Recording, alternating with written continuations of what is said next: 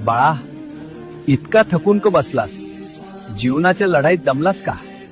तू म्हणतोस, स्वामी आता माझ्यात ताकद नाही, आता सगळं संपलं.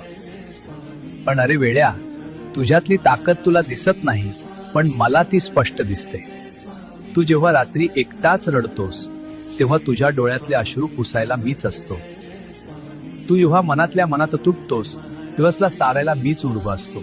तुला वाटतं सगळं संपलं, रस्ता बंद झाला, पण खरं तर बाळा, ही नव्या अध्यायाची सुरुवात असते.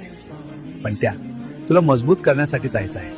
फक्त एक गोष्ट लक्षात ठेव, हार मानू नकोस, विश्वास सोडू नकोस. आज नाही तर उद्या तुझ्या आयुष्यात प्रकाश नक्की येईल. तू पडशील तरी उचलायला, तू रडशील तरी समजवायला.